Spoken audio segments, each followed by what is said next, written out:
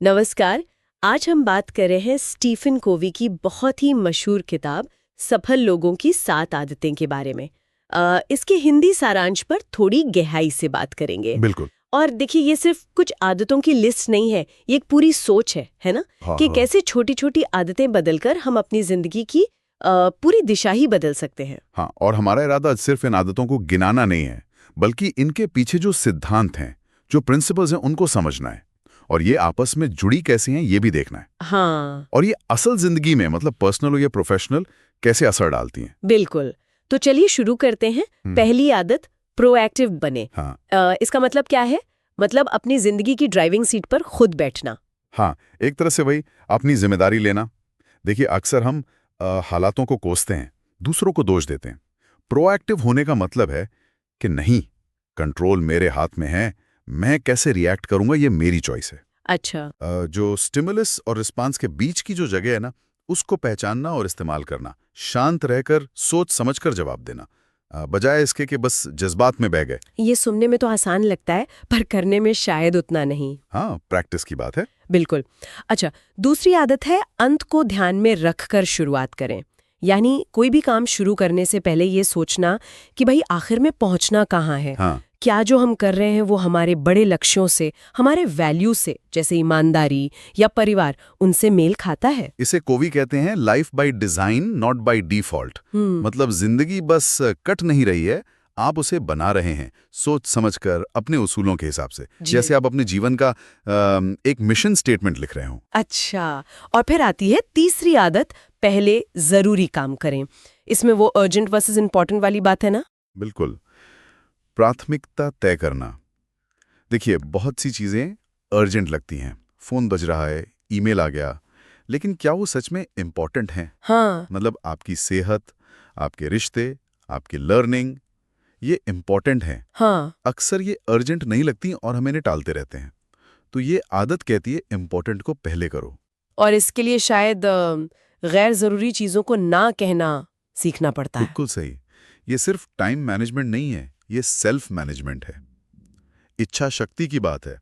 और हाँ, ये पहली 3 आदतें मिलकर, वो कहते हैं ना, प्राइवेट विक्ट्री या व्यक्तिगत जीत दिलाती हैं। हाँ। मतलब खुद पर महारत। अच्छा, ये तो हुई अंदर की बात। अब आते हैं बाहर की दुनिया पर।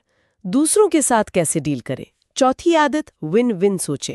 सबकी जीत वाला नजरिया। जी, इसका मतलब है कि लाइफ एक कंपटीशन ही नहीं है, सहयोग भी जरूरी है। ये सोचना कि सबके लिए काफी है, मेरी जीत के लिए तुम्हारा हारना जरूरी नहीं है। हाँ। हम मिलकर कोई ऐसा रास्ता निकाल सकते हैं जिसमें दोनों की जीत हो। हम्म। ये एक मानसिकता है, सिर्फ कोई टैक्टिक नहीं।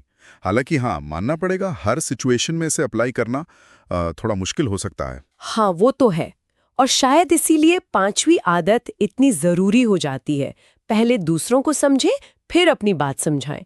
हम अक्सर सुनते वक्त क्या करते हैं? जवाब सोचते हैं। हाँ, हम बस अपनी बारी का इंतजार करते हैं कि कब बोलें। ये नहीं कि सामने वाला क्या कह रहा है, क्या महसूस कर रहा है, उसे समझें। बिल्कुल, इसे कहते हैं एम्पैथेटिक लिसनिंग, सहानुभूति से सुनना। जब तक आप दूसरे के नजरिए को, उसकी फीलिंग्स को सच में नहीं समझेंगे, तब तक वो विन विन वाला हल कैसे निकलेगा। सही बात है।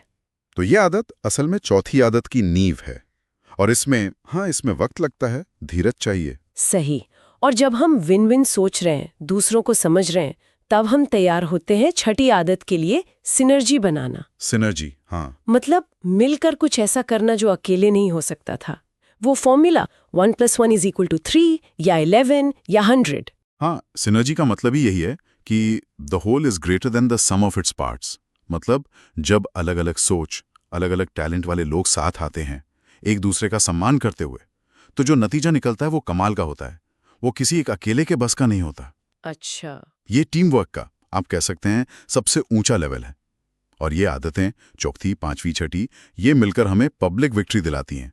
मतलब दूसरों के साथ प्रभावी ढंग से काम करने की क्षमता। और फिर इन सब को टिकाए रखने के लिए, खुद को बेहतर बनाए रखने के लिए आती है सातवीं और आखिरी आदत, शार्पन द सॉ।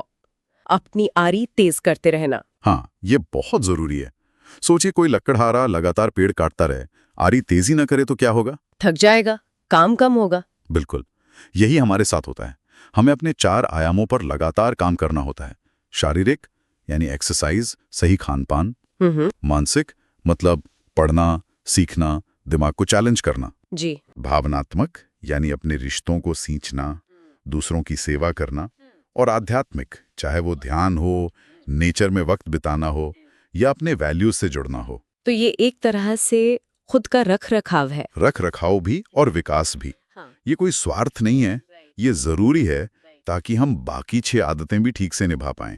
ये एक लॉन्ग टर्म स्ट्रैटेजी है, इसके बिना गाड़ी धीरे धीरे रुक जाएगी। तो अगर हम इन 7 आदतों को देखें तो इनका निचोड़ क्या निकलता है कि असली बदलाव बाहर से नहीं, अंदर से आता है। बिल्कुल, कोवी इसी को कैरेक्टर इथिक कहते हैं।